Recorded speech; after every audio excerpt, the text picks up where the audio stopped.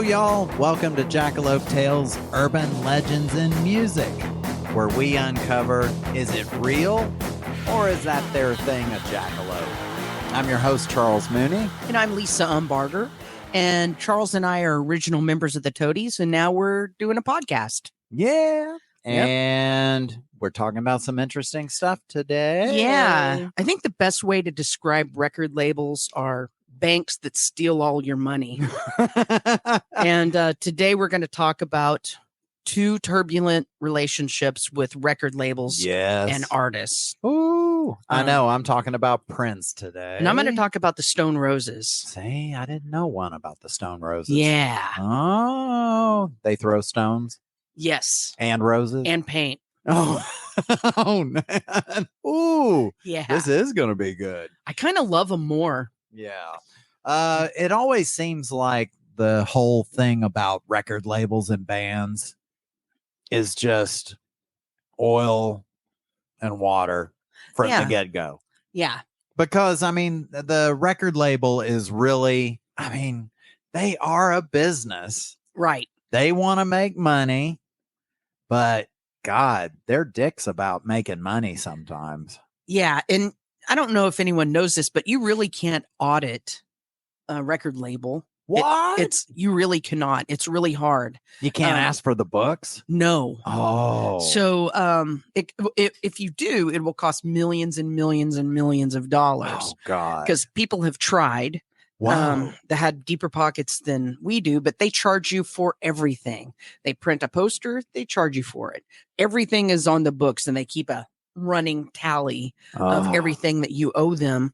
Because when we did Rubberneck, it took us 2 years to break even. Oh, no, really? Yeah. And we didn't take a tour bus and all that stuff right off because we were saving money. Yeah. We were being very, very thrifty. Yeah. You rode around in a van for a while. With no roadies. Oh.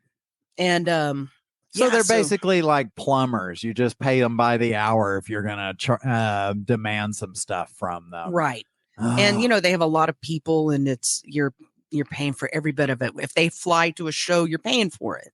If they're flying a publicist out to do to be there when you do a Rolling Stone interview, you're paying for it. It's all out of your pocket. It's all out of your pocket. And that's why they always push for you to buy merch at the shows, because that's the only thing the record label's not getting their hands on. Right. God. If you're lucky. Oh, no. If you're not part of Live Nation and all that shit where you sign a contract with them and they're doing your merch and taking your money. Wow. So it's really hard to be an artist on a major label, a major tour. Yeah. I mean, the benefit of signing is, yes, you get the massive distribution. You get the upfront money to be able to help you do some things. But then it's like finishing college. Out. You're already in debt. Right. It's worse than a student loan. I guess your bunghole can be stretched in college and as a band. God. And as you get older, you lose elasticity of it. I mean, come on. I know. That's why all the musicians walk funny. Right. And are in diapers now. I mean. Well, see, I mean, I guess Prince kind of walked funny. But he was so little. It was the high heels. But actually, he walked pretty good in the high heels. He had practice. I know. Him and Kiss, they could walk on high heels. I would fall so many times. I can't walk in Vans. I fall in flats. I know, just like my little flat skateboard shoes, and I'm like, oh yeah, no. Seeing those kids ride with those little wheels in their shoes. Oh God, no. I wanted to try them, but then I was like, I'll break a hip. But don't they look fun? Oh, but you have to balance just right and lift up your toe. And I was like, oh. I actually tried rollerblading when I was like in my late 30s, early 40s. Dumbest thing ever. Did you hurt yourself? Oh, I fell a few times, and then it got to the point where I couldn't quite figure out how to stop, so I always had to roll into someone's grass. So you'd get the friction of the grass and a softer place to fall. We played roller hockey, so Ooh. I can still skate, and I will get the Look skates at that. out. I know. Sporting the jersey and can play. But I will ice skate and roller skate. In fact, when we were on tour, I think I've said this a few times, I took rollerblades and I took my ice skates because if we played a big arena, there's ice under that. And so we would skate whenever there was ice still. You were ready for anything. There was a couple places where they let me skate. You go and talk to the arena director and they'll go, yeah, we'll clear you out of space. So one time on the White Zombie tour, it was so awesome because the practice rink was right next to the arena. And I skated on the clean, nice ice and watched a White Zombie show. Wow. So great. No way. It was like good. Doing spins Right. and all that stuff. Damn. Yeah. That's the coolest way to see a show. Yeah. Oh, and you can only probably get that once. Yeah, that will never happen again. I know. Unless someone hooks me up. Come on, stars, hook me up. Take your skates wherever you go. Who knows? But anyway, yeah, Prince. Oh God, he went through hell with Warner Brothers Records. I love Prince, by the way. Yeah, I mean, I really do. I do appreciate him as an artist, and God, an amazing guitar player. Yeah. So much appreciation. Underrated guitar player, big and time writer and producer. I mean, all of pretty much the whole anything that was on the radio in the 80s for a giant chunk of the 80s, he wrote or produced or had some kind of just all over. Fingerprints TV. All over it. Yeah. But yeah, he signed with Warner Brothers in 1978. So, wow. And he was 18 years old. Really? When they signed him. So, and I was 10. So, me too. I know. You were close. I was not very 10. Close. But Prince compared his contract with Warner Brothers as a form of slavery. And he had an almost 40-year history of battling over his music with them. I can see that. God, no one wanted to give in. It's like you just dig your heels in and the battle is hard. So the contract he signed when he was that young, do you know anything about that contract? It was probably a shitty deal. Oh, it was a shitty deal because he wasn't, of course, churning out hits at that point. Right. It was, they even say it was during the time when record labels weren't so quick to sign someone and then drop them if their first record did poorly. Right. They saw it as an investment at that point in time. So they did put a lot towards developing him. But you know that, I mean, his return on it must have been shitty because if you're not getting the big revenue coming in, right, they're not going to give you that much. Well, see, it is kind of like slavery because if they're not even paying him any attention and he's putting out music and touring, maybe doing probably regional tours because they're probably not giving him a whole lot of money to tour. Yeah.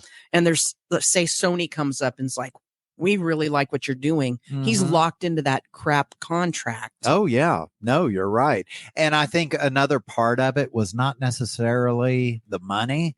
It was more of they owned his music. What about the creative license? So was he able to do creatively or did he have to listen to what the record label says? They would try to. They gave instances of where they went into the studio one time and they listened to what he was doing and they were like, well, we really think you need to do this and this. And then he was immediately like, get the fuck out of my studio. Good. So good. I know. I mean, it takes balls to say that to the people who are giving you the money to do it. Right. But he had musical integrity. I agree. So that was a lot of it there. But his albums didn't do well early on. From 1978 to 81, he didn't even score much of a big hit at all. But the label kept him. And then came 1982 when MTV launched. Right. And that was the same year that Prince released 1999. And that was so good. I mean, the whole Let's Go Crazy video, God, every time, because my aunt and uncle had cable and we didn't, but every time we'd go over there, that thing was playing nonstop. Right. But it was a phenomenal run for Prince. But things really began to change around 1993. Prince and Warner Brothers started to fight over the money, of course, and the music ownership.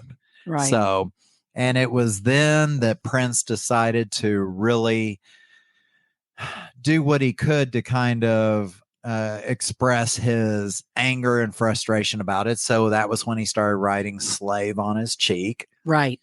And I know when we were talking about it before, you said that he really got mentally beaten down by this thing. Yeah, I think I'd heard stories that he actually almost had a mental breakdown because of the stress of it.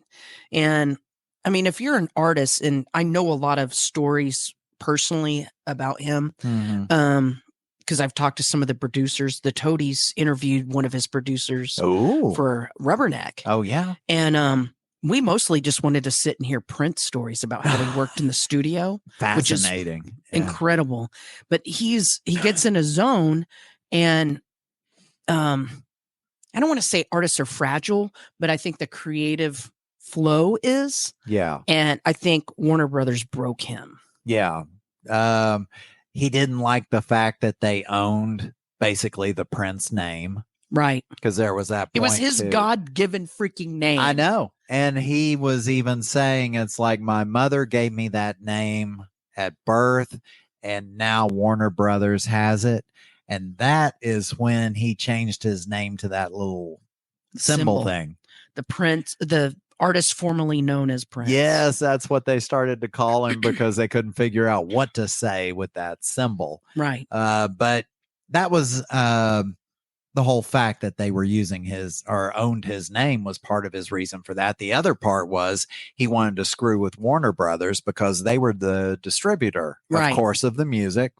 And it's one of those where he changed that, and then Warner Brothers, as a result, had issues with shipping and everything, because how do you label things with a symbol? Right. And then every music journal, every periodical, everything, they had to send to them specifically, I guess back then it'd be a disc or something with the font that provided them the ability to type that symbol, because there's no way to make that symbol on the computer. Right.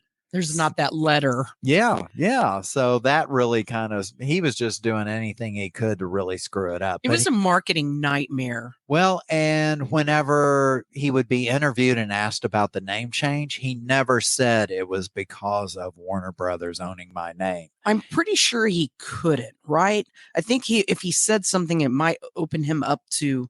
That could have been, because he was really just saying it was a time in his life where he felt like a different person or a change or something like that. I think he said that so he wouldn't be sued, because he could claim creatively, I've got to do this, and now I'm the symbol because it feels religious or whatever. I can't remember exactly what he said, but I did hear some interviews, and he refrained from saying anything shitty to Warner Brothers, but Warner Brothers was saying all sorts of shitty things about him.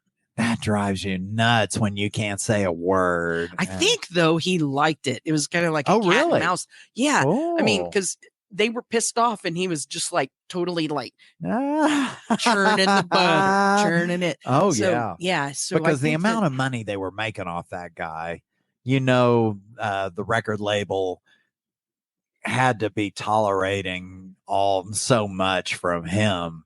Because it's like, because anyone else, they would have fired their ass right then and there. Yeah. But because it was Prince, they couldn't. Yeah, no, it would be shooting themselves in the foot. And I bet you those record executives thought, well, one day we're going to be able to talk him out of the symbol thing, and he'll be our friend again, and he's going to have a hit record. Uh-huh. Right? Yeah, no. And also what was going on is since he couldn't break free from the contract, doing all this stuff and trying to work it out, he did fulfill the terms of the contract. Ultimately, he ended up releasing tons of music. Right. And the record label didn't like that at all either, because they were wanting him to slow the process of maybe one album a year so that they would deem it quality music and that it wouldn't saturate the market and be just like tons of crap coming out. So he was just trying to fulfill his contract and get the fuck out as fast as he could, so he could do his own thing. And I think he even released one album. I can't remember which one it was, but where you could get it for free. He was just doing everything he possibly could just to at least meet whatever the terms of the contract were. Right. So he could then just bail. So, but it officially, the battle ended in 1996. Okay. And that's when he did leave the label. Sadly, he never quite achieved the level. I mean, of course, live shows sold out. Right. Things like that. But when it came to the records, he just never got quite the big level of success that he did in those 80s and early 90s. So he kind of but I think he was happiest that way, because then he had control of everything. Well, I know music changed. So 93 is when the battle started happening. Mm-hmm. What's happening in 93? Grunge, right? Oh, yeah. So it's in full throttle grunge. Mm-hmm. And so MTV changed, which was his bread and butter. Yeah. And musical taste changed. Radio changed. Mm-hmm. So there were a lot of other things that happened. And I think that with Warner Brothers fucking with him really messed him up. Yeah. And I wonder what would have happened if he was that different sound that happened during the grunge era, or if he made something that was influenced by that, because he's a great guitar player. What would happen if like he did a collaboration with Kurt Cobain or something like that? Because he did a lot of collaborations. Oh, can you imagine? We can only wonder. God, that would have been so cool. Dang. Maybe in heaven, rock and roll heaven. Yeah, man, the pearly gates. Yeah, they're playing at the gates. But it makes me sad what happened to Prince. It is. I didn't like those records with the symbols. When he was the symbol, I didn't like those very much. But I also knew what was going on with the record label, and I just kind of assumed that he was putting out shit purposefully. Mm-hmm. Right. But I don't know. Well, I think that was to meet that quota. Right. He was just kind of throwing demos out. Right. And things like that. So here's a turd. Put it out. I only need two more mark records. Off my contract. Right. A little tick on the side of the prison wall. Right. Now you got one about the Roses of Stone. Yes. Yeah. The Stone Roses. We worked at the record store when this album came out. Yes. And it was very different sounding. Caught everyone by surprise. Right. Yeah. Because they acted like little punks. If you see any of their interviews or whatever, but their music was kind of psychedelic. Well, they were those little Brits. Right. Yeah. Yeah. They were these little chair face British guys with the hair, and they wore the bob hair. Yeah. And they had baggy pants. Yeah. No one was wearing baggy pants then. I know. With the baggy wide legs. Mm-hmm.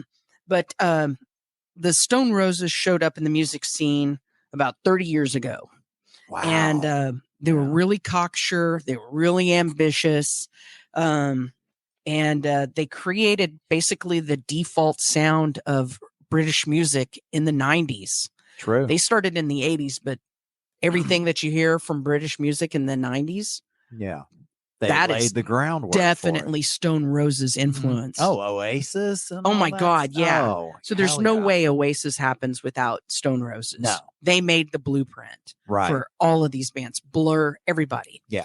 So basically everyone's a copycat of them. Mm-hmm. So why aren't they a bigger name? I know. We're going to talk about it. Woo. Ooh. So they were kind of this emotional, hard on their sleeves kind of band. Okay. They were very emotional. Everything that happened, they would talk to the press about it.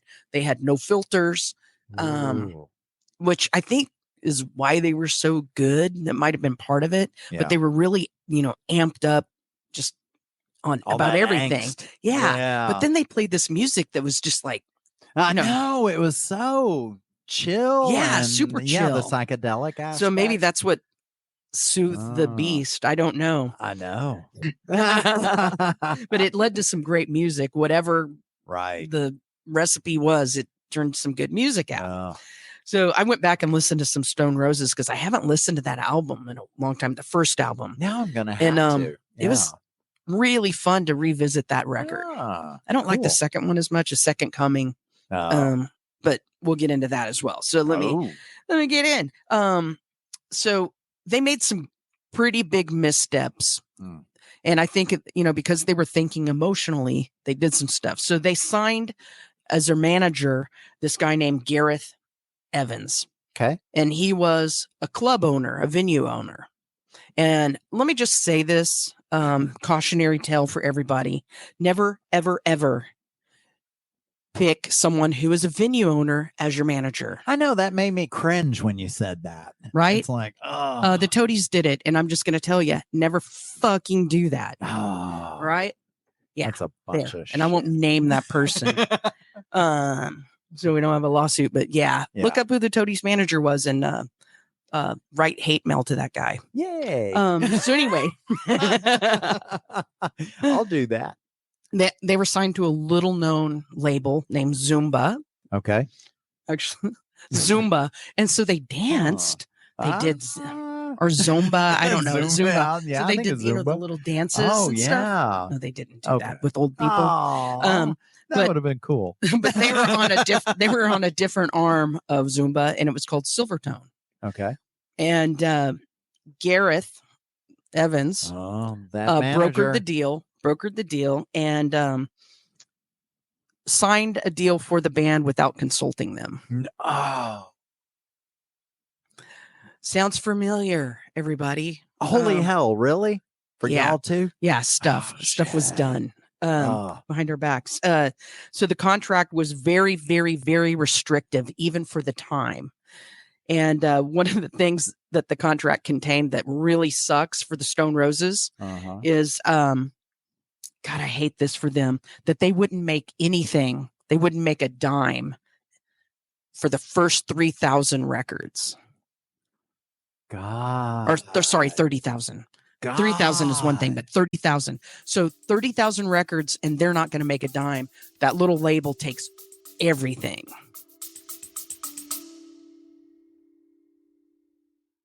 Are you suffering from high-quality podcasts?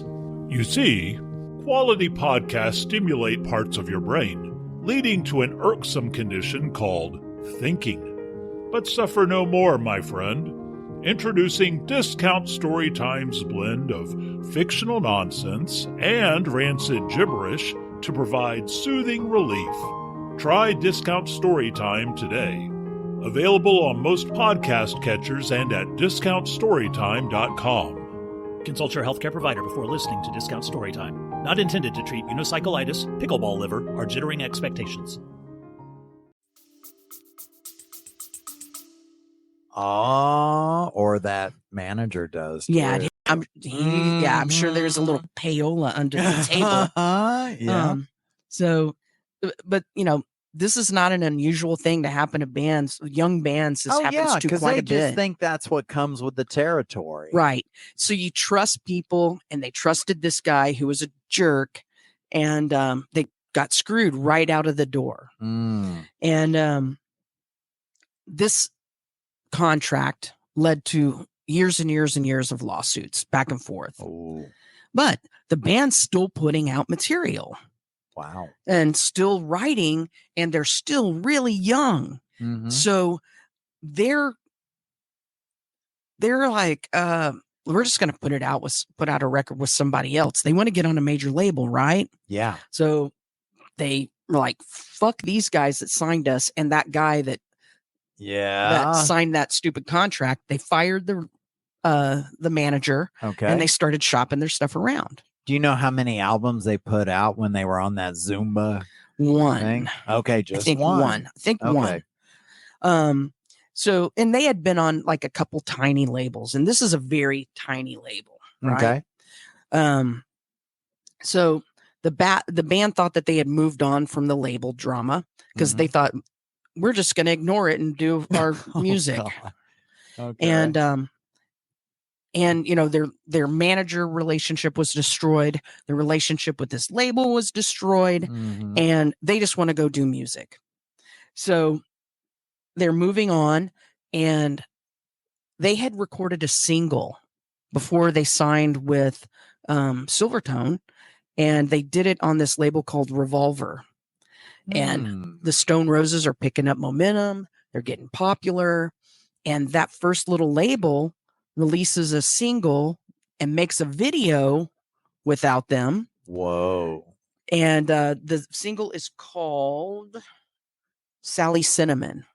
Now they were still under contract with that. The contract They were had not never under been contract. made null and void, had it? Well, I don't think so. It was still being litigated. Okay. So they're still doing music, and all of this litigation is happening. So it's behind like the you're going scenes. through a divorce, but then you're like Dating. You're You're dating. dating. Yeah. You're- Okay. Yeah. Okay. Gotcha. You're on Bumble. Okay, I got the idea. Right. So, but this one label, Revolver, had this one single that they did when they were just kids, Yeah. Sally Cinnamon, and they released it and made this crazy video and stuff and started selling it because kids could not get enough Stone Roses. Oh wow. Right. Yeah. So, the band was pissed. They were supposed to go in the studio to record. They were supposed to be in Wales recording. And they decided to take a detour. And they went to the offices, the Revolver offices. Oh yes. Okay. Okay. And this is the story that most people tell about Stone Roses. And this is the first story I ever heard about. Now the band. Revolver offices or the Zumba offices? This is the Revolver because the Zumba Silvertone is still happening in the background. Right. Lawsuit. Okay. This is one that just pops its head up like whack-a-mole. It's like, oh, we want in on this action too. We're going to release a single and make this shit video without you. Okay, so that Without was permission. the current label that was doing This is not the current label. Oh. This is a label from way back when, a single that they made. Way back before. God. Yeah, sorry. This is a very complicated story, so thank I you for can tell cleaning it up. But yeah, Revolver was before anything. They made a single. That was it. Okay. I'm following you. And so they're pissed because the other stuff's being litigated. This one pops up out of the woodwork. And so they drive by the offices of the Revolver label. And in the offices were the record label owner and his wife, and they brought paint. They brought red and blue paint, and they decided to make an impromptu Jackson Pollock painting. And have you seen the album? Their first album has that. Yeah, just a whole splatter. Right. They did that in their office. Oh, all over it. Hell yeah. And all over the cars in the parking lot and on the street and on the building. And they just took all this paint, just freaking sloshed it around and covered everyone in paint. Damn. So, and then they hopped in their car or whatever on the train, I don't know, and went to Wales to record their record. Yeah. They were 2 hours late, and the producer said that they showed up covered in paint, like fell through the door and got paint everywhere. They had it in their hair and it was still not dry. And after 2 hours, I guess they were totally coated. They got paint all over the stuff in the studio. Oh God. I'm imagining them running out of that place where they just threw all the paint and jumping onto one of those double-decker buses. I know, wouldn't that be and awesome? It starts off Right slow. Exactly. Oh God. Take me to the Queen. Yeah. They're like screaming stuff because they had really, really hated the Queen as well. Oh, but that's a like different the new story. Sex Pistols. They were kind of like that. They were little cherub faced Brits with a punk rock insides. Yeah. Yeah, just like that is kind of cool. Yeah. Okay. So they look like, little workaday Brits. Yeah. Their teeth weren't even that bad. Lucky them. So the sad thing about this is in between their debut album, which was the toast of everybody. Oh, it was. So everyone loved it. The critics loved it. I loved it. Mhm. It was played nonstop on alternative radio. Right. And because of all the lawsuits and the bullshit, and they were arrested, by the way, for the paint incident. Oh. So they had some stuff to clean up from that. Oh, God. Literally. They make them go clean it up. Here's a sponge, mate. Yeah. Like, yeah, wiping the cars and the offices. So, but in between their first album and their second album, Yeah. 5 years transpired. Holy hell. And this is just with one album Yeah. release. Yes. One album and then some, bullshit And little the little singles and single stuff. crap. Right. Yeah. And so in that 5 years, who took their place at the head of the class? Yeah. Oasis is number one. And then, all those other bands that were on that tip. All the ones that copied them. Right. Every other British band stepped up and got their money. Because to me, that should be Stone Roses' money. Yeah. Because they're the ones who made the sound and influenced everybody. Yeah. It's like they were in the front of the line, knelt down to tie their shoe, and then the others cut in. Right. Oh, Yeah. So their second album, I don't like it as much. And neither did the fans nor the critics. They're like, oh, we waited too long. And yeah. And so it really, with the lawsuits and the tepid response to the second record, which I'm pretty sure it's called Second Coming, it destroyed them. Wow. Mentally, emotionally, physically. The band broke apart. They have gotten back together and done some reunion shows. And there was talk at one time that they were going to do a record. I can't remember if they did another record. Yeah. But they never could pick up where they left off. Kind of like with Prince. All of the bullshit happens and it's really hard to get back in that creative flow. Yeah. Yeah. They lost all the opportunity. What if they had put that second album out? Oh man, like back when in a they could year. have. Right. And to have the juices flowing. Right. And I think a lot of people talk about the sophomore slump that Yeah. happens with artists. Oh, yeah. I don't think that there is a sophomore slump. I think it's a record label fight that usually happens in between the first and second records. I really do. I think it's record label interjects themselves. So with the Toadies, everyone's like, oh, one hit wonder. Yeah. But on our second record, we had the first record, no one really messed with us. No one came to the studios. We were pretty sequestered. Yeah. And on the second one, we had people showing up all the time. People telling, oh, write another one like that. And the Toady song Best of Three is actually about our A&R guy coming up and telling me, we don't care if you just write me. He said, write me 3 songs and I don't care if you fart on the rest. Wow. He wanted 3 songs like Rubberneck. Wow. And he didn't care if we fart on the rest. And seriously, that's a quote. Damn. So, and it fucks with you. It really fucks with you. Yeah. And it fucks with the relationship within the band. And I think that is a sophomore slump. I think it's caused by the label. No, that's a perfect point because you don't really hear of the sophomore slump from records where they're DIY bands. Right. That is right. You have nailed it. You need to write a book. I'm going to write a book. I am writing it. I don't know. Do people read books anymore? No one reads. So I'm going to probably do a podcast about it. Ooh, hey. Welcome to our podcast. This chair is not going to be here next week, I guess. No, this is part of it. It's the Lisa show. Welcome to the Lisa.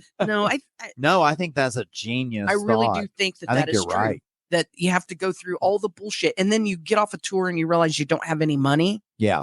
That they're driving around in their brand new cars wearing a Rolex because our A&R guy got a brand new Escalade and had a Rolex. God. He was And your he was- pimp. And he was like a skate guy. And by the way, Ray, I love you. I love you so much. And I do not blame him at all. Yeah. Because there were darker forces Yeah. at work Mhm. than our A&R guy. But he did get paid for us and Oh. paid well.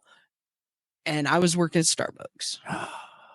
So, I mean, And I come think on, Mark man. was working in a comic book comic store. books. Yeah, in a comic book Something is so distribution place. fucked up. Yeah. So, I mean, come on. I mean, don't feel sad for us, but I mean, fuck. I can't help but feel a little sad. But sad. Yeah. But sad. That is but sad. That's the Anyway, worst kind of sad. I don't like record companies. The little labels that take Yep. care of their artists are pretty fucking awesome. Damn. I know. Epitaph, Sub Pop, all Yeah. of those. You don't hear these kinds of shit stories No. about those labels. Mm-mm. And Grass Records was great to us. Oh my God. Yeah. I Camille mean- and Shannon, shout out. We love you. But yeah.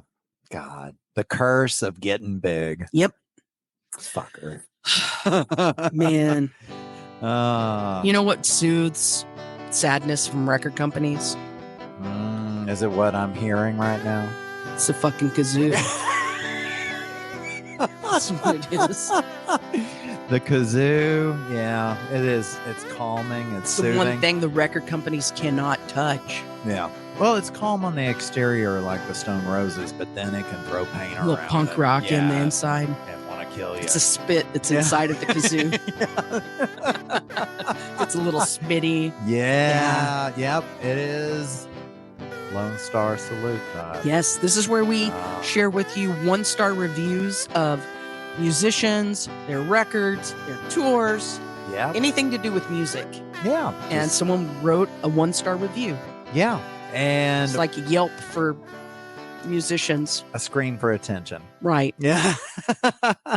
Now, my review is by someone named D. Miller, Okay. and it's a I review know them. of. Oh, well, you can talk to him later. His review of Dirty Mind. Ooh.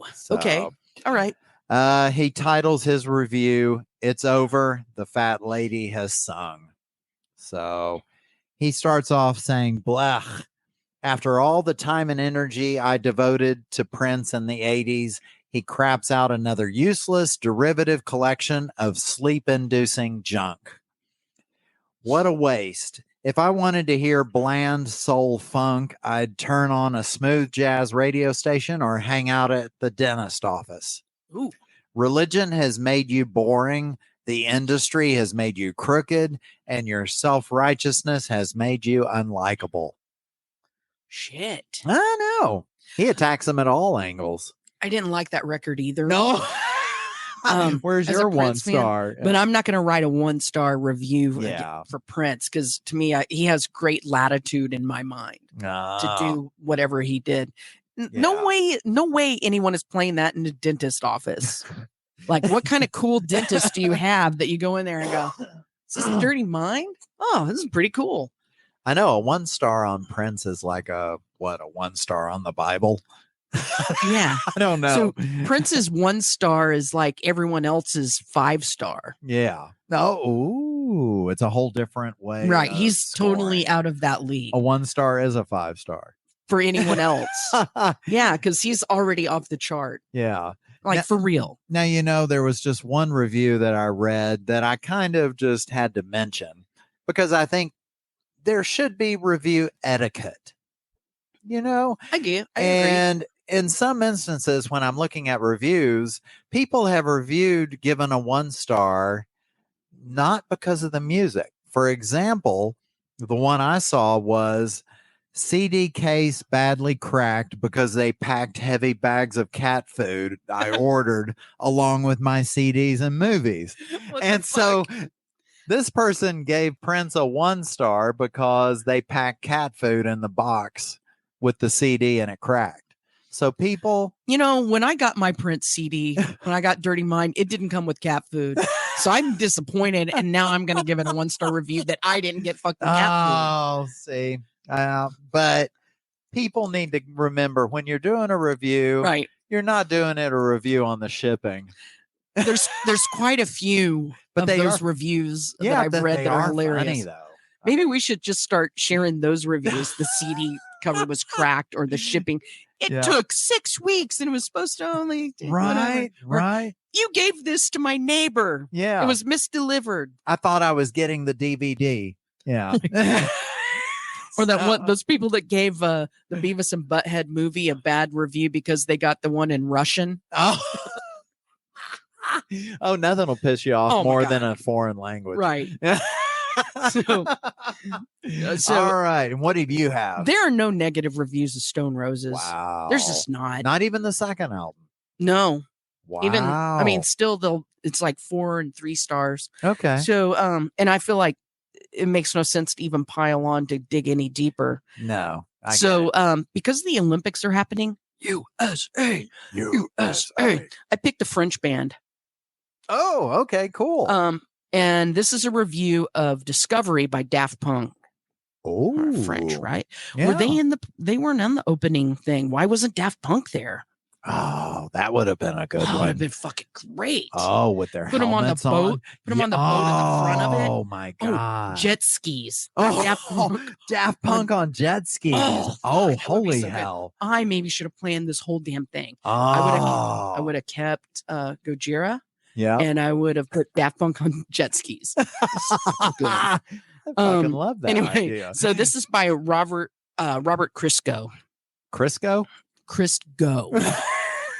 No, it doesn't say like, I know, and I was like, oh, it sounds too much like a Yeah, lard. sounds lard. Okay. And to me, this is so fucking funny.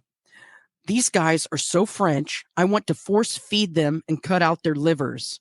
Young moderns who have made the Detroit Berlin adjustment might find their squelchy synth sounds humanistic.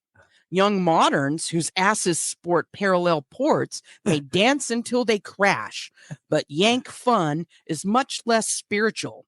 So that God Bless America one more time oh. is merely an annoying novelty stateside. So he's saying Americans fucking hate Daft Punk. And do you hate Daft Punk?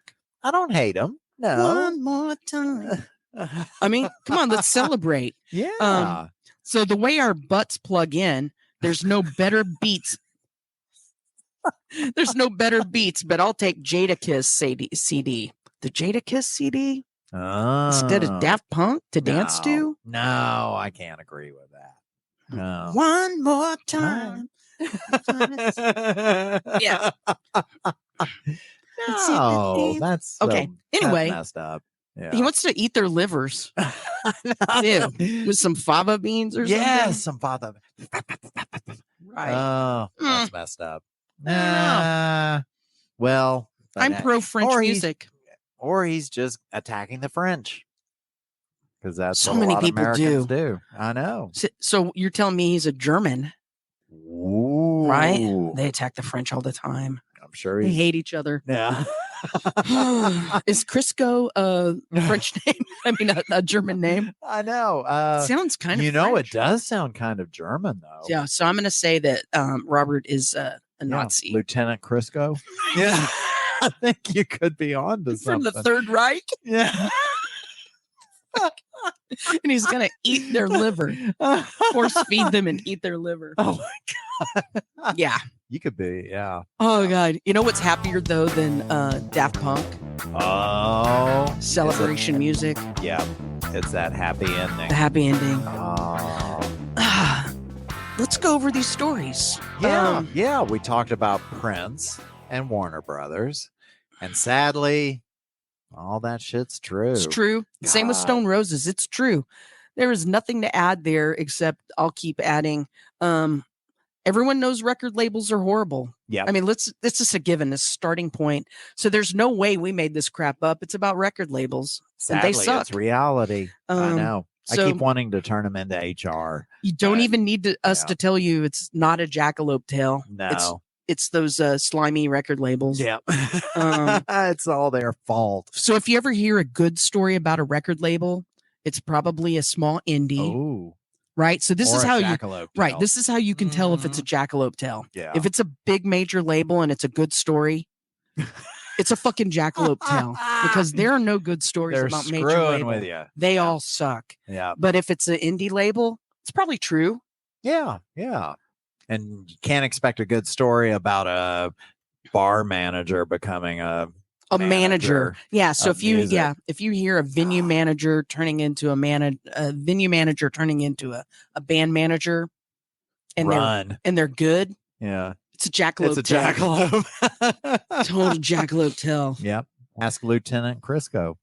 Yeah. Gonna eat their liver. Yes. So, hey everybody, thank you for listening today. And please support Jackalope Tales in any way that you can, and follow the links on our show notes. Yes. And find us on all the socials. Oh my gosh. Yes. Like, subscribe, rate, leave us reviews. Lots of reviews. Apple Podcast, anywhere you get your podcast, YouTube video. And and just one thing I've noted on where they can send us a text message. Yeah. I cannot answer back. They Oh, won't. no. I know, it sucks. So We'll answer you here on the podcast. So do something rhetorical, because you ain't going to get an answer back. Or But maybe we're we can reading it. We're reading it, and maybe we can answer it here. Yeah, there you go. I was like, but I still don't have their phone number. I'm being a dumbass. No, we're still figuring this out with you. Yeah, I mean, but at least you can send notes to us or ideas. Or something. Right. Yeah. No dick pics still. I think it only takes text. So, damn. I hope. Damn it. But thank you so much, and join us next time as we question: is it real, or is it a jackalope tale, or is it just a one-way text to nowhere? No dick pics.